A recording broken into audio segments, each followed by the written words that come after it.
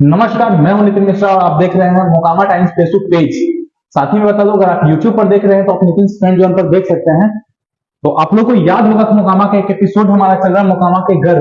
इसी एपिसोड में हमारे बीच एक नए मेहमान है, हमारे आकाश कुमार जी। तो इन्होंने भी अभी बीपीएससी का एग्जाम क्लियर किया। तो चलिए इनसे मिलते हैं, इनका पूरा परिचय जानते हैं, क्या और कैसे और कहाँ से आते हैं। तो आकाश जी, पहले तो आपका स्वागत है हमारे चैनल पर। आप अपने बारे में थोड़ा बताइए। सबसे पहले आपके चैनल्स के जो भी व्यूअर्स हैं, जो देखने वाले हैं और बाकी सारे अभ्यर्थी हैं, उनको मेरा नमस्कार और शुभकामनाएं। मेरा नाम आकाश कुमार है और मेरा घर वार्ड नंबर 11 मुल्दिया टोला में मोकामा में है। और अभी हाल में ही एसएससी बीपीएससी में मैंने 89th रैंक प्राप्त किया है और सहायक आपदा प्रबंधन पदाधिकारी के रूप में मेरा चयन हुआ है। चलिए, तो आगे इनकी जर्नी को जानते हैं। सबसे पहले अभी तो आपने जाना कि इनका परिचय क्या है, अब जानते हैं आप जो बीपीएससी अभी निकाले हैं, इसकी शुरुआत कैसे हुई थी? यानी कि शुरुआत से जब आप पढ़ाई कर रहे थे, सर डीएवी से आप पढ़ कर आए, तो शुरुआत से कैसे पढ़ाई किया था कि आप बीपीएससी तक एक मुकाम हासिल कर पाए? मेरी शुरुआती जो प्रारंभिक शिक्षा है वो यहाँ पे एक स्कूल है आनंद मार्ग, तीसरी तक यहाँ तक पढ़े हैं और उसके बाद से डीएवी में पढ़ाई मेरी हुई है 10वीं तक की। और 12वीं की भी पढ़ाई मेरी डीएवी बरौनी से हुई। तो एक जो बेसिक नॉलेज होता है, मैंने वहाँ पे अच्छे से अपना फाउंडेशन बनाया और उसके बाद कुछ साल के लिए जो है बाकी जैसे लोगों का डिस्ट्रैक्शन होता है तो मेरा भी हुआ। लेकिन हाँ, जो बोलते हैं कि सुबह का भूला शाम को वापस आ जाए, तो उसे भूला नहीं कहते हैं। तो इसी तरह से फिर ये शुरुआत जो है आगे चलती गई और तैयारी के दौरान ही अलग खट्टे मीठे अनुभव हुए, कई जगह सफलताएं हाथ लगी। लेकिन असफलताएं जो है सफलताओं की सीढ़ी होती है और अंततः वही हुआ जो मनोवांछित फल मिलना था प्रयास का। ये बीपीएससी का गोल कैसे निर्धारित हुआ? बीपीएससी के अलावा भी बहुत सारे, जैसे कि हमारे समाज में जब देखा जाए तो पहला गोल होता है एसएससी। जी हाँ, एसएससी, बीएसएससी, बीएसएससी भी अब तो चल रहा है। हालांकि अब बीपीएससी कैसे निकाला? शुरुआती मेरा जो रुझान था सिविल सेवा के प्रति हमेशा से रहा था। क्योंकि बचपन से न्यूज़पेपर पढ़ने की आदत थी तो अक्सर देखता था उसमें डीएम के द्वारा औचक निरीक्षण, अनुशासनात्मक कार्रवाई, ये सब जो खबरें थी मुझे आकर्षित करती थी। तो वो रुझान जो है प्रारंभिक तौर पर ही विकसित हुआ और आगे चलकर जब मैंने अपना अभियांत्रिकी से इंजीनियरिंग पूरा किया, सिविल इंजीनियरिंग, उसके बाद से मैंने सोचा कि इसकी तैयारी की जाए।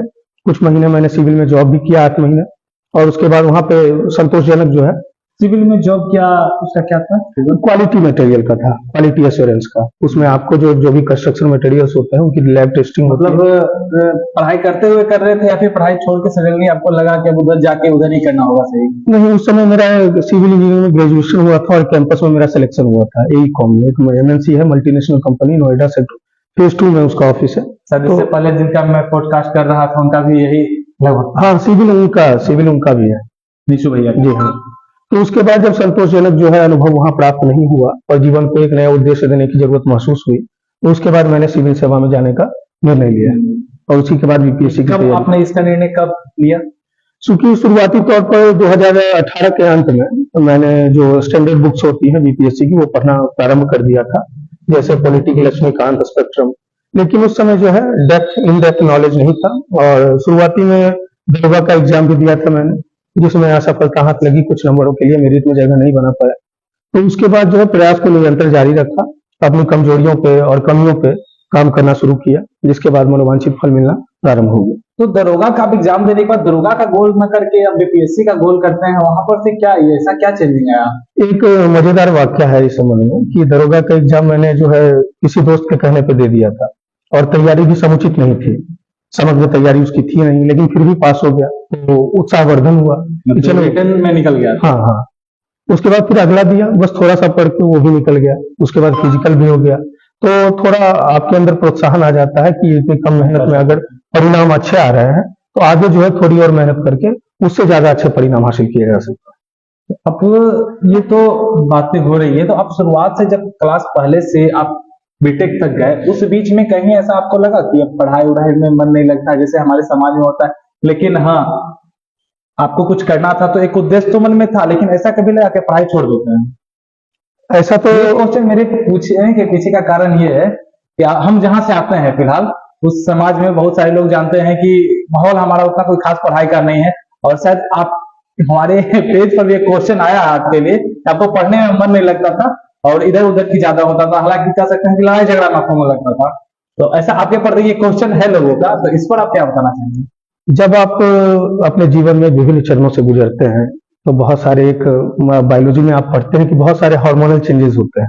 कभी एड्रेनलिन बढ़ जाता है, कभी टेस्टोस्टेरोन बढ़ जाता है, तो बदलाव आपको देखने को मिलते हैं। तो एक युवा होने के नाते मेरे अंदर भी बहुत सारे बदलाव हुए। ये बहुत कब की सारे बातें हो गई लगभग ये जो है 12वीं के बाद से सिविल क्लास इंजीनियरिंग, 12 हाँ के आसपास? हाँ। तो उस समय बहुत सारे डिस्ट्रैक्शन भी थे। आसपास के युवा जो हैं, जो मेरे साथी थे, वो सब इधर उधर मतलब जो है कुछ लोग राजनीतिक कार्यों में लग गए, कुछ लोग बिजनेस में लग गए। तो वहीं पे उन्हीं के साथ उठना बैठना, तो समय बर्बाद हो रहा था, ये कहने का मतलब। लेकिन कुछ दिन के बाद मैंने देखा कि समय का सदुपयोग किया जाए, बर्बाद करना कहीं से भी उचित नहीं है। जीवन में उद्देश्य प्राप्त करना है तो कुछ करना होगा। उसके बाद से मैंने फैसला किया कि नहीं, अब जो है एक समुचित जो है रणनीति के साथ काम किया जाए और उसके बाद ही सफलता सुनिश्चित होगी। एक लोगों का सोच होता है कि अगर हम सड़क पर दिन भर भटक रहे हैं तो आगे कुछ करने का मेरा उद्देश्य नहीं, बस भटक रहे हैं, आगे किसी तरह जीवन यापन करना है। तो आपके प्रति भी क्या लोगों के मन में ऐसा ही विचार था? हो सकता है, लेकिन मैं उन लोगों को अपना हितैषी मानता हूँ। क्योंकि आप अगर देखेंगे, साहित्य में कहा जाता है कि आलोचना जो है रचना को महान बनाती है। तो हमारे समाज में जो भी ऐसे व्यक्ति हैं जो हमारी कमियों को उजागर करते हैं या हमें लगातार हमारी शिकायत करते रहते हैं, वो हमारे हितैषी हैं। वो हमें सचेत कर रहे हैं और सही रास्ता दिखाने की कोशिश कर रहे हैं। चलिए, ये तो उन लोगों के बारे में बातें हो गई जिससे क्वेश्चन मुझे जो आया था पहले। अब जानते हैं आपका बीटेक का जो हुआ था, बीटेक करने के बाद आगे बहुत सारे लोग आगे जाते हैं, जैसा कि देखिए गवर्नमेंट जॉब में भी बहुत सारे स्कोप हैं, प्राइवेट जॉब ही ज्यादा प्रेफर करते हैं। तो उस क्षेत्र में न जाकर के आप कन्वर्ट हुए, हालांकि आपने पहले बताया कि पहले से आपकी इच्छा थी सिविल सर्विस में, लेकिन फिर आप बीटेक करने क्यों चले गए? बीटेक का निर्णय जो था तत्कालीन परिस्थिति के अनुसार जो मुझे सही लगा कि करना चाहिए। बीटेक कहाँ से आपकी? बीटेक मैंने किया है भोपाल से, टेक्नोक्रेट्स इंस्टीट्यूट ऑफ टेक्नोलॉजी है। तो अगर आप समझना चाहें तो बीटेक मेरा एक कौशल संवर्धन था। आदमी के अंदर एक हुनर होना चाहिए, तो वही मैंने एक कौशल हासिल किया बीटेक के दौरान। और जीवन का उद्देश्य मैंने सिविल सेवा के लिए जो है बचा के रखा था, और जीवन को उद्देश्य देना इसी के माध्यम से संभव हो पाए। बीटेक करने वक्त ही आपको वो निखार मिला आपको जो एक छात्र को मिलना चाहिए? जी हाँ। तो ये तो बीटेक करना आपके लिए बहुत अच्छा साबित हुआ। जी बिल्कुल। हाँ, तो आप एक ये बताइए, बीटेक कर लिए, अब 12वीं तक डीएवी से आप पढ़ाई कर रहे जी हैं, क्या अभी जो हमारे वर्ग में, हमारे घरों में आसपास के लोग जो बच्चे पढ़ते हैं, क्या इस तरह से तैयारी करके वो भी कर पाएंगे? जैसे कि आपने तो बहुत बताया कि मेहनत की, लेकिन उन लोगों के लिए क्या आपका राय होगा कि वो कैसे कर सकते हैं? देखिए, आज के जो शैक्षणिक माहौल है या पाठ्यक्रम है, उसमें एक कमी लगातार मुझे दिखती रहती है कि बच्चों का करियर काउंसलिंग नहीं हो पाता है।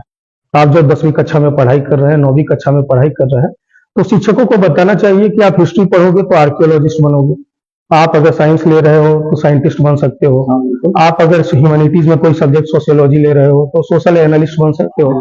तो करियर के डिफरेंट ऑप्शंस जो है आपको बच्चों को बताने चाहिए। यहाँ पे वो नहीं है। वो नहीं है। अच्छे अच्छे बढ़िया कॉलेजेस में, बढ़िया स्कूल्स में ऐसी व्यवस्था नहीं है।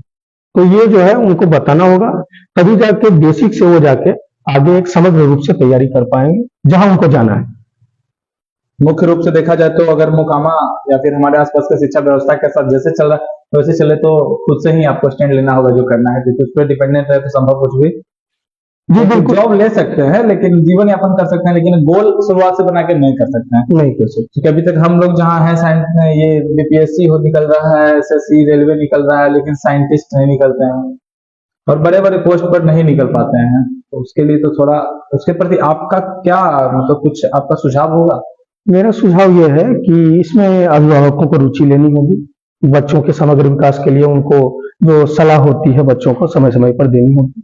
शिक्षकों को जो है विभिन्न चरणों में उनके जीवन के अलग अलग तरह की सलाह, जैसे कि माध्यमिक जो है क्षेत्र में आप क्या कर सकते हैं, प्रारंभिक क्षेत्र में आप क्या कर सकते हैं, या फिर जीवन के विभिन्न चरण जो प्राथमिक शिक्षा का है, माध्यमिक शिक्षा का है या उच्चतर शिक्षा का है, तो वहां पर प्रत्येक चरण पर काउंसलिंग होनी जरूरी है बच्चों की। और अभी का जैसा माहौल है, जब से नई शिक्षा नीति 2020 लागू हुई है, तो बहुत सारे मूलभूत परिणाम हमें देखने को सकारात्मक मिल रहे हैं और आगे भी देखने को मिलेंगे। यूपीएससी करने के लिए कुछ खास सब्जेक्ट या फिर कुछ खास तरीके से पढ़ाई करना होता है, या फिर नॉर्मली जो पढ़ना होता है? आप 2019 तक तो नॉर्मल एवरेज स्टूडेंट की तरह काम कर रहे थे, ये 2024 5 साल के बीच में बहुत सारे चीज आए गए, और उसमें क्या चेंजिंग ऐसा आपने किया कि अब यूपीएससी क्या, और आपके जो छोटे भाई हैं आपके सर, उनको क्या बताना चाहिए कैसे कि वो आगे इस तरह से अच्छे रिजल्ट दे सके इस फील्ड में? कोई भी एग्जाम जो है, एग्जाम का आइडेंटिटी कार्ड उसका प्रीवियस ईयर क्वेश्चन होता है और सिलेबस होता है। तो मेरी सलाह है कि आप पहले जो है प्रीवियस ईयर क्वेश्चंस को देखें, सिलेबस को थॉरोली आप उसको एनालाइज करें कि किस सेक्शन से क्वेश्चंस पूछे जा रहे हैं। उसके बाद जो स्टैंडर्ड बुक्स हैं उनको पढ़ें, जैसे एनसीईआरटीज हो गई, या फिर जो स्टैंडर्ड स्पेक्ट्रम मॉडर्न हिस्ट्री के लिए पॉलिटी लक्ष्मीकांत के लिए, या फिर अदर सब्जेक्ट्स जो हैं ज्योग्राफी के एनसीईआरटीज हो गई, जीसी लियोंग हो गया। तो इन डेप्थ नॉलेज आपको होना जरूरी है। हर विभाग हर पद के लिए आपकी अर्हताएं अलग अलग होती है और उसके लिए जो है ज्ञान का जो लेवल है वो भी अलग अलग होता है।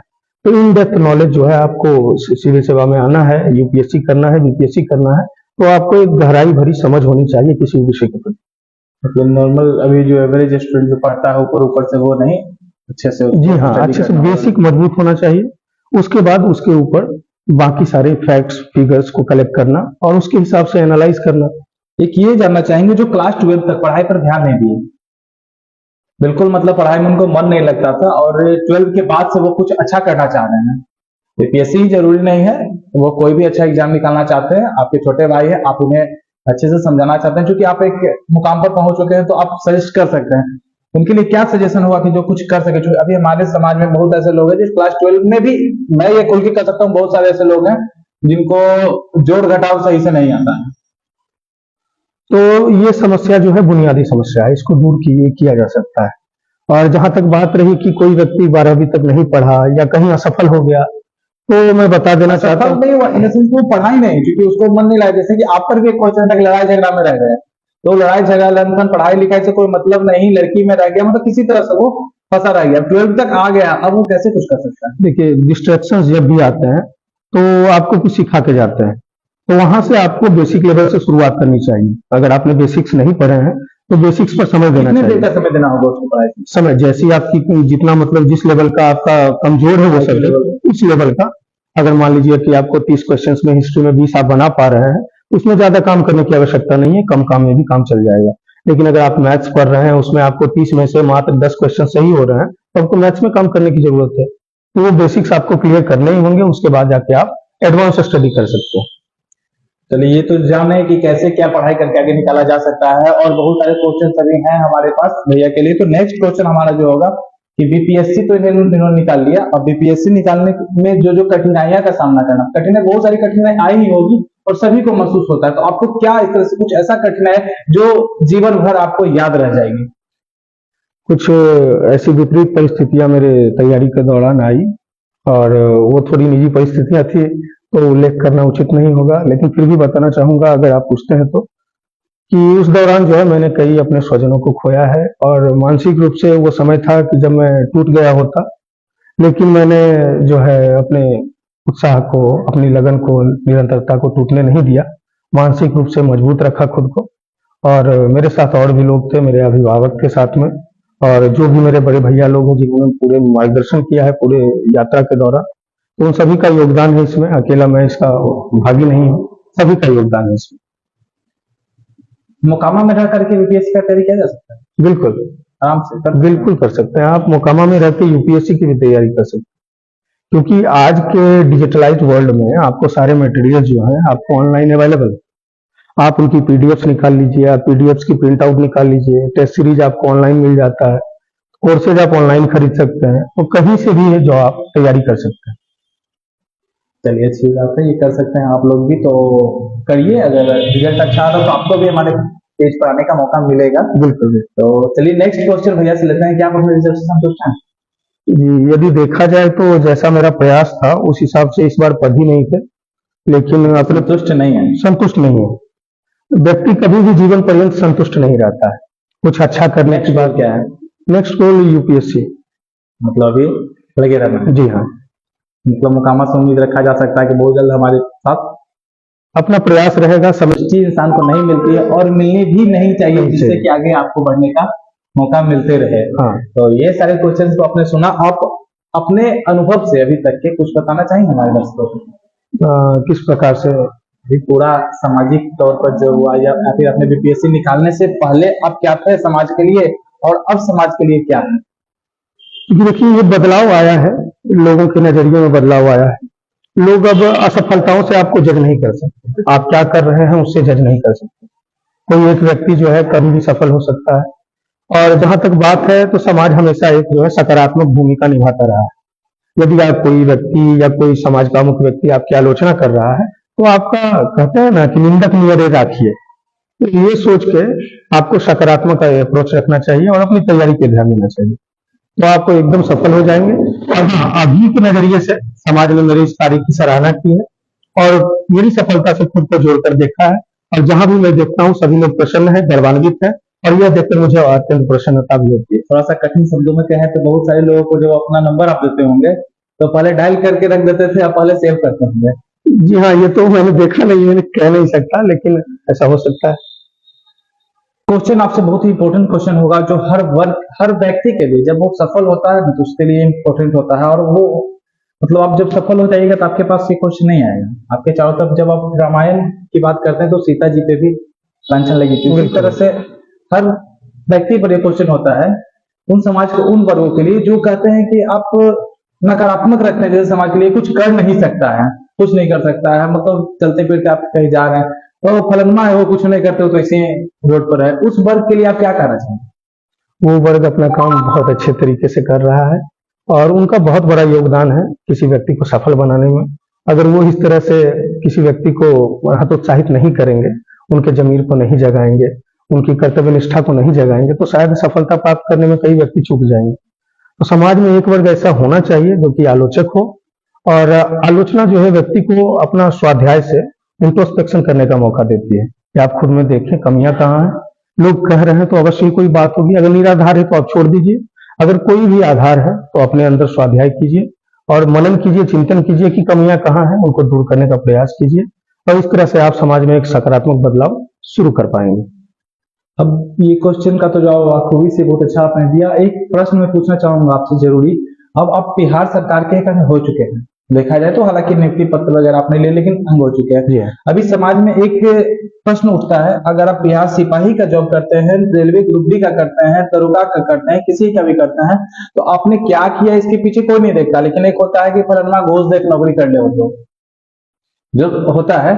क्या आपके पास भी इस तरह का क्वेश्चन कोई आया है अभी तक? या फिर आपने भी सुना कि आपके प्रति कोई ऐसा बोल रहा है? जी नहीं, जहां तक मैंने सुना है लोगों को अच्छा पहले मैंने क्वेश्चन भैया से पूछा था, उन्होंने बहुत अच्छा जवाब इसका दिया था।